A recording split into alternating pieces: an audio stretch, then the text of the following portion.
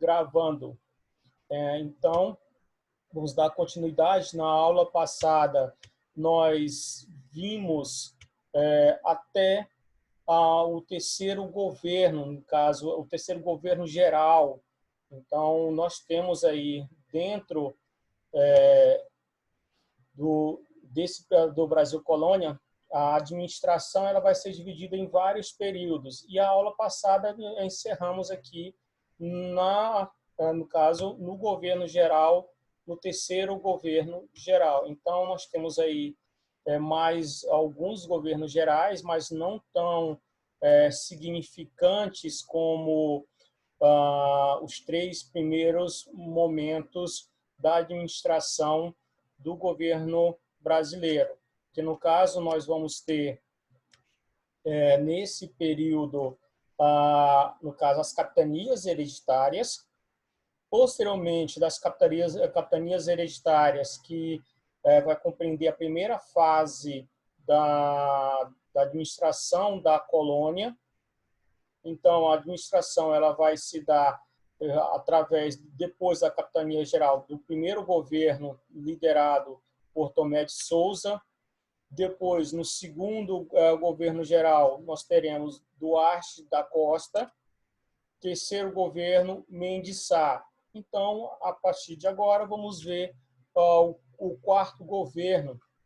O quarto governo, vimos lá anteriormente, falamos no finalzinho da nossa última aula, superficialmente, que o governo geral, no caso, o quarto governo, nós teríamos a repartição da administração do Brasil. Então, nós vamos ter o governo do Norte e o governo do Sul. Então, no caso, nós teremos o Estado do Maranhão e o Estado do Brasil. Então, o Brasil vai ser dividido em dois blocos de administração, sendo a sede do Maranhão, do Estado do Maranhão, no caso, o governo geral,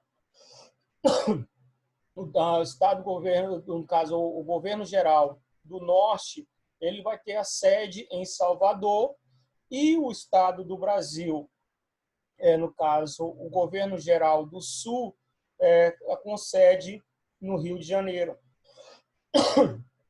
Em 1621, houve uma divisão do Brasil, dessa vez em dois estados: o Estado do Maranhão, sede em Salvador, e o Estado do Brasil, sede no Rio de Janeiro. Aqui no mapa está mostrando muito bem como que ficou essa divisão desse território.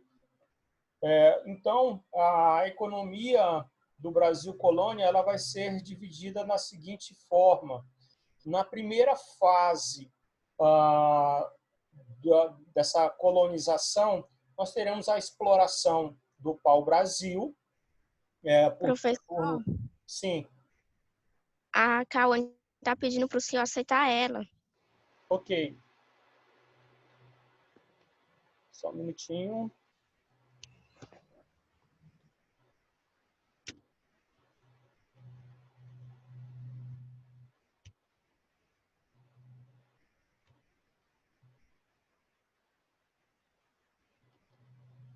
Então, no Brasil colônia, nós teremos a primeira economia, a exploração do pau-brasil.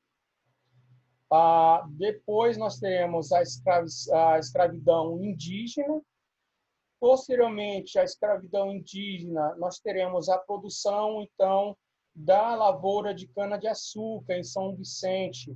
Essa exploração da cana-de-açúcar, ela vai aí até o período no período do ouro, no caso da descoberta das minas de ouro, até mesmo durante todo o período da mineração, no caso a utilização, no caso a economia através do ouro no Brasil colônia, nós teremos ainda a produção de cana-de-açúcar, mas só que a principal arrecadação, ou no caso a economia principal, da onde que vai a metrópole, vai tirar todo os seus impostos será do ouro, mas as fazendas de cana-de-açúcar, elas ainda continuarão em funcionamento, continuará produzindo, plantando, enviando para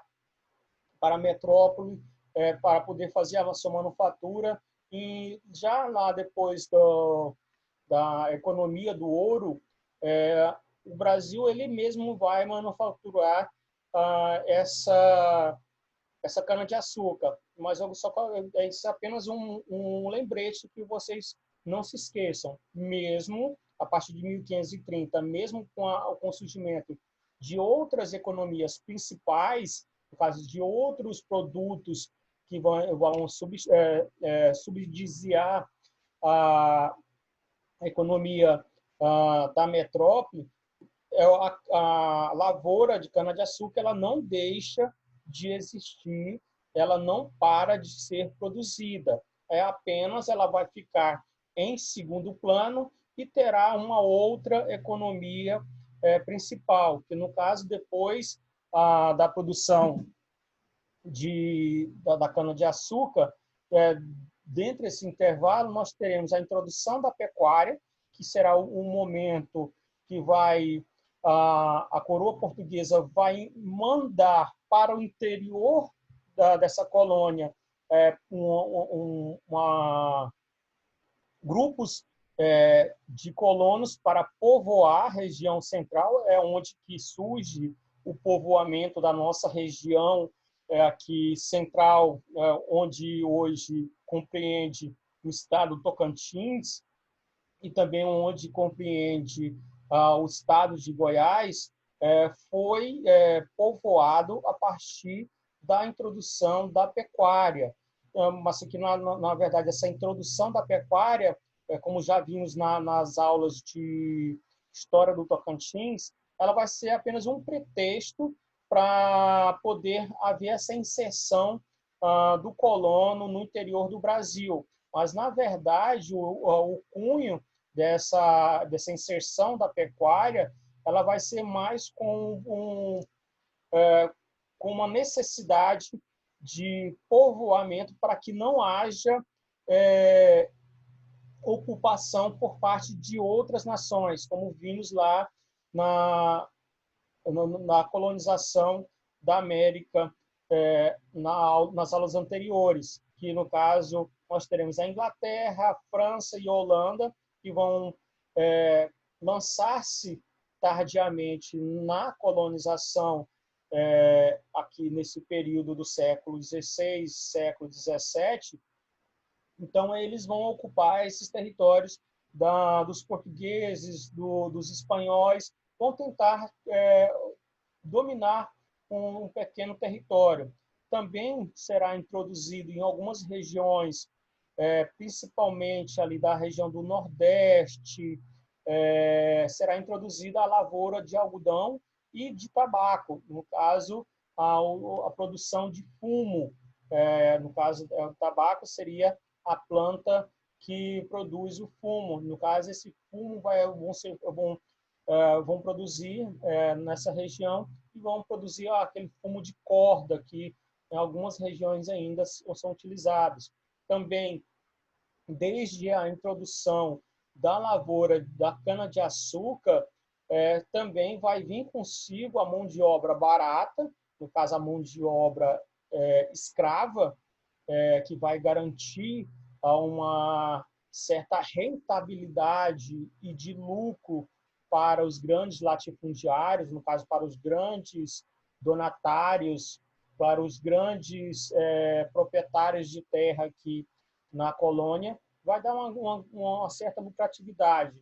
Em torno do ano de 1695, então se descobre-se na região de Minas Gerais algumas minas de ouro, de diamante. Então, a economia principal da colônia, do Brasil colônia, vai ser a mineração, no caso, a utilização de ouro, prata e pedras preciosas. Então, a economia da colônia no caso do Brasil, será gerada através da exploração de ouro, prata e diamantes, entre outras pedras preciosas. A exploração do pau-brasil no período pré-colonial. Por que pré-colonial? Porque do ano de 1500 a 1515, o Brasil não vai ser povoado. Apenas os portugueses vão vir fazer a negociação, no caso, trocar as bugigangas que os portugueses tinham pelo pau-brasil aqui com os nativos. Então, no caso, o pau-brasil, dele era retirado o corante, que era utilizado para tingir os tecidos grossos do período. Também a extração do pau-brasil ele era realizado para a produção, uma madeira nobre que era produzida em alguns navios, que tinham uma certa durabilidade também. Então, devido ao esgotamento na região litorânea, ali na floresta de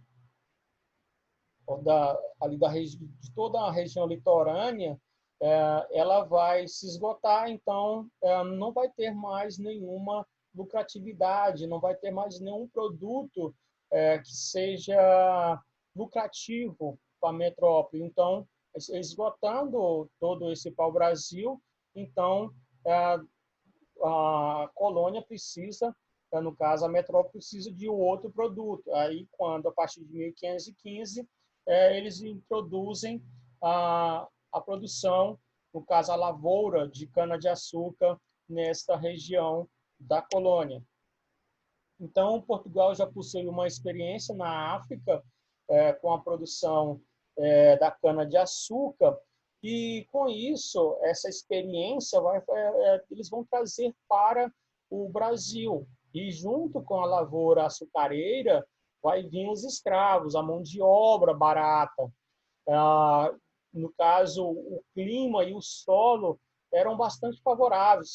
No caso, essa terra vermelha é bastante favorável para a produção da cana-de-açúcar.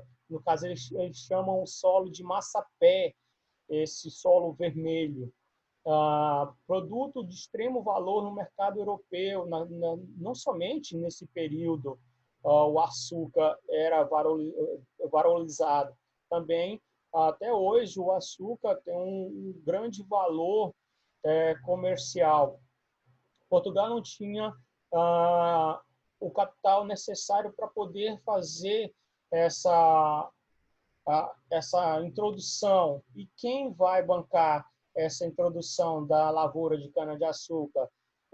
Serão os nobres, os pequenos burgueses no caso de Portugal, que vão financiar essa introdução em troca de terras, de donatários, de títulos.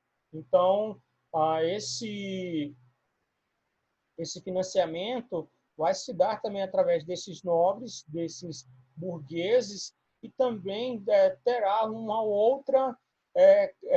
outro grupo financiador, que no caso será a parceria com os holandeses, os batavos, os banqueiros e outros indivíduos que vão financiar essa lavoura aqui na colônia, no caso aqui no Brasil. O trabalho compulsório, no caso o trabalho escravo. Os índios foram escravizados durante a montagem dos engenhos coloniais e outras vezes depois, mas sempre os nativos vão resistir, eles nunca vão aceitar a dominação. Então, nós teremos um grande número de nativos mortos devido à resistência a esse trabalho compulsório, no caso, a essa escravidão que os portugueses tentavam implementar para os nativos. Então, em 1550, chegaram os sudaneses, bantus e malês, negros que tornassem pés e mãos dos engenhos. No caso, então, a partir de 1550, há uma real inserção em massa dos negros, no caso dos pretos africanos, na nossa terra, para poder gerar lucro para os grandes donos de fazenda e para a própria coroa portuguesa. A escravidão conviveu com o trabalho assalariado quando era o caso de funções que exigissem mais conhecimento técnico. Mas isso era muito raro, esse trabalho assalariado. Apenas alguns indivíduos que recebiam esse salário, mas a maioria do trabalho aqui no Brasil, colônia, nesse período que corresponde do ano de 1500 a 1822, será de trabalho escravo. O negro, o preto, o africano, ele que vai derramar o sangue, ele que vai morrer em cima das produções de cana-de-açúcar, nas minas de ouro e prata e também de pedras preciosas aqui no Brasil. Então, toda essa construção do Brasil que nós conhecemos deve-se ao suor, ao sangue dos pretos, dos negros africanos. Então, hoje, as políticas afirmativas de compensação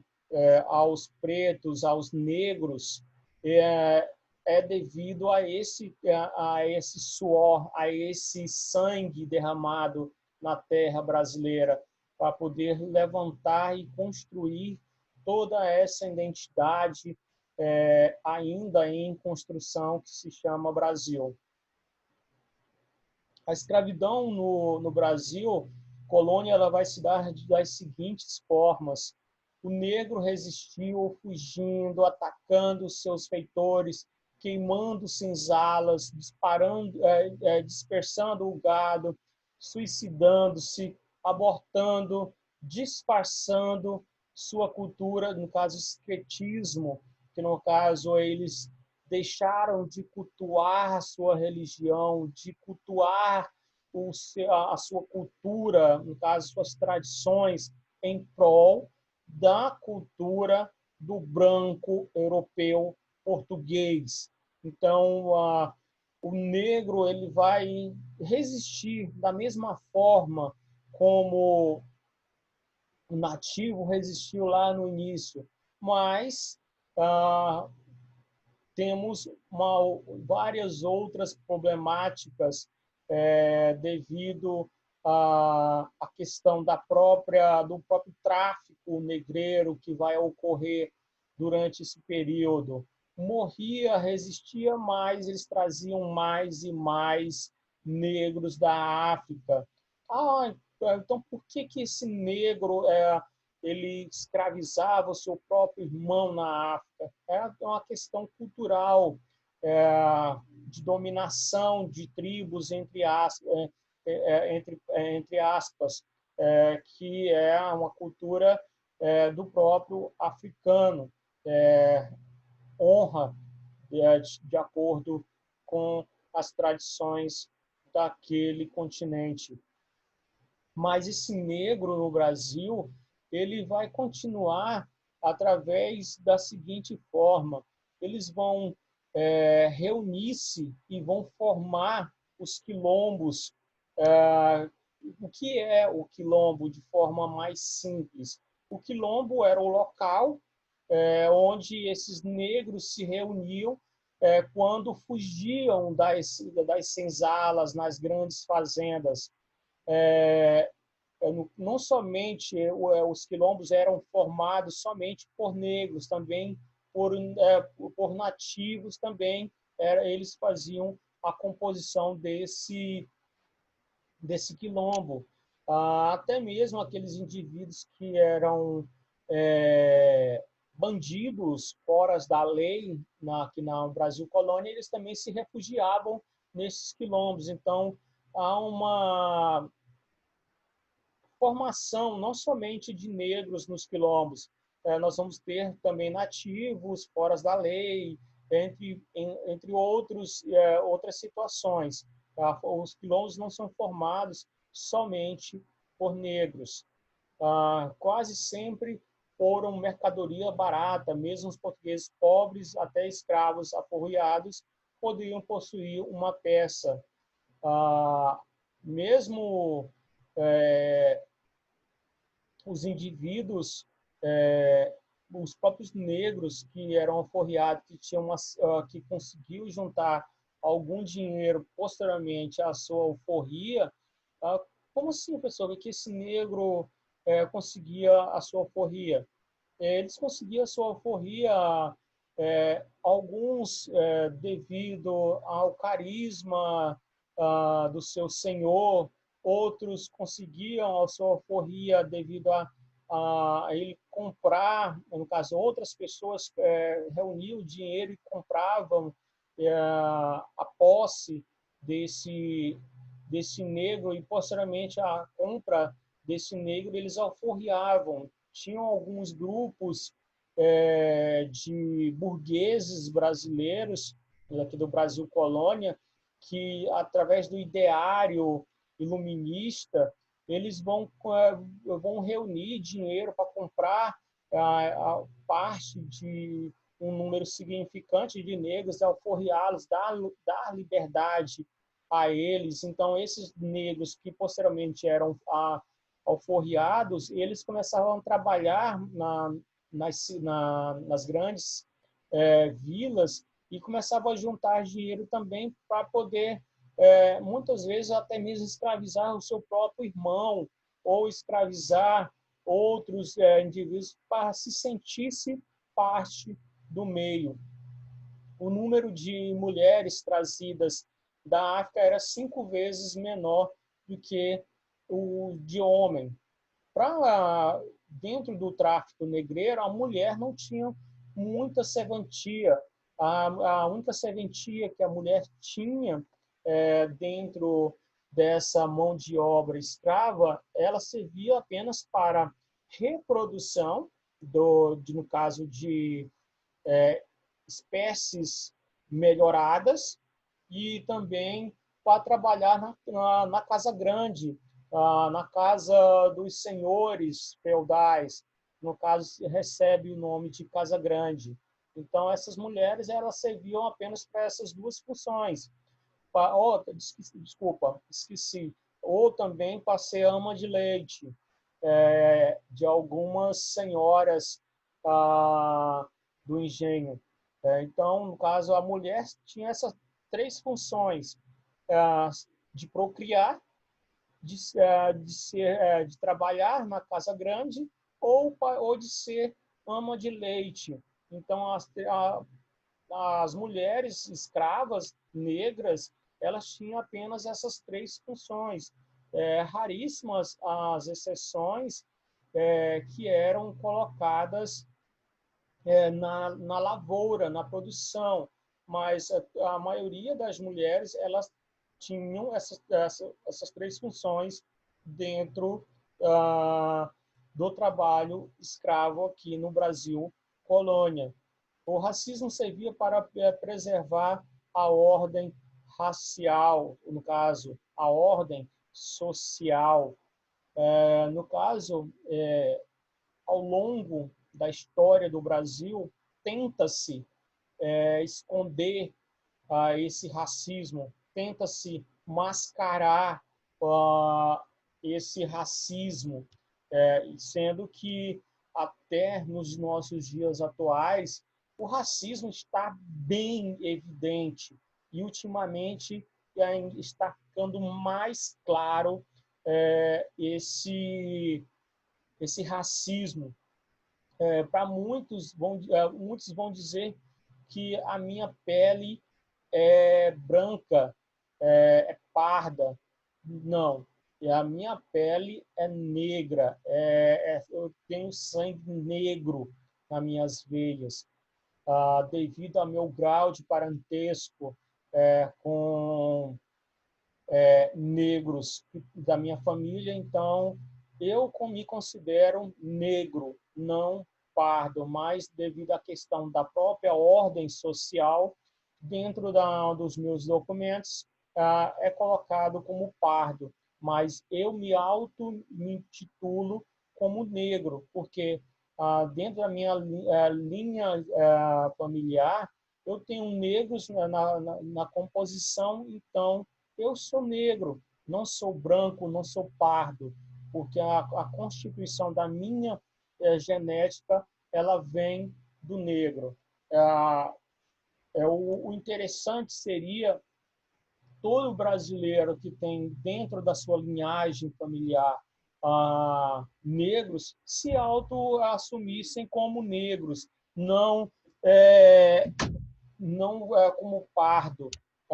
Assim, nós diminuiríamos bastante essa questão do racismo. Não esconderíamos tanto essa questão. E quando se discute as políticas afirmativas que nós temos no Brasil, é justamente para poder amenizar bastante essa questão do que foi feito com o negro no Brasil. É apenas uma pequena compensação pelo suor e pelo sangue dos negros derramados no nosso solo brasileiro. Isso é uma discussão para um outro momento lá em sociologia, em filosofia. Aqui também história é o local de se discutir, mas nós temos que entender como que o negro ele é visibilizado dentro da nossa história. Uma grande maioria das vezes tenta se esconder como que era a vida desse negro. Então, a sociedade do açúcar ela era dividida desta forma.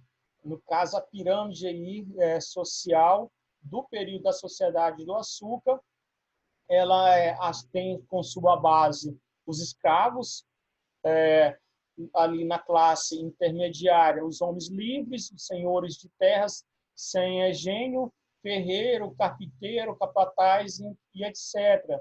E no topo da pirâmide, a aristocracia brasileira, que são os senhores de engenho. Então, a sociedade açucareira ela é composta desta forma. Então, no caso, a pirâmide social do Brasil açucareiro, ele é composto dessa forma aí.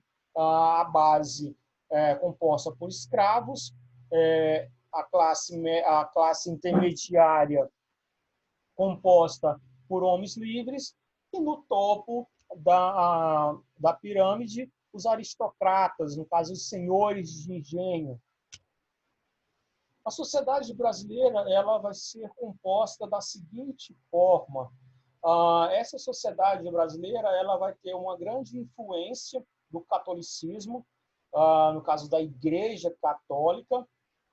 Os outros cultos não poderiam ser feitos ao público. No caso, quem era protestante, ou no caso, hoje, no palavreado atual, evangélico, eles tinham que fazer seus cultos às escondidas, porque a religião oficial era o catolicismo no Brasil colônia. A família era patriarcal. Como assim, professor? O que é família patriarcal? O pai, o homem, que é o grande gestor da família, ele que vai conduzir toda a organização familiar. Então, tudo que que deve ser deliberado ou decidido na família, no Brasil colônia, quem vai decidir é o homem, o pai da família, no caso, o homem mais velho da família, que vai ordenar, vai gerenciar esta família. Não diferente da Europa, o Brasil, no caso a colônia portuguesa, ela vai seguir todo o parâmetro ali social ou de organização social da Europa. Então, o Brasil vai ter uma forte influência nesses padrões aristocráticos europeus também. Teremos presença de cristãos novos, no caso, marranos, judeus convertidos, entre vários convertidos ao catolicismo, ao cristianismo. Também teremos a possibilidade de alforria, no caso, quartações, como falei anteriormente, alguns indivíduos vão ser aforreados por compra ou liberação dos seus próprios donos. A rigidez no tempo do açúcar e a flexibilidade na mineração e na pecuária. No caso, durante o período açucareiro, as normas, as leis eram bastante rígidas. E com a mineração vai começar a se afrouxar. Então, no caso, vai haver uma flexibilização maior da administração e da sociedade brasileira, no caso do Brasil colônia. A invasão dos holandeses, já vimos lá na aula sobre colonização da América, como que se deu essa invasão dos holandeses.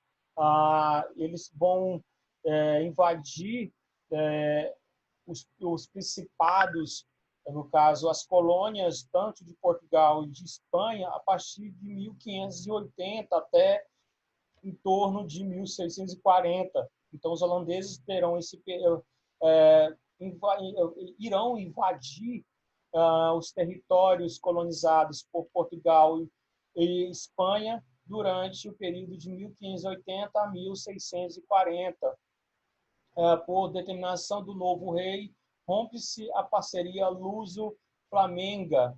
No caso, rompe-se a parceria entre Portugal e Holanda. No caso, a parceria entre Portugal e Holanda vai se romper devido a essas várias tentativas de ocupação por parte da Holanda nos territórios portugueses.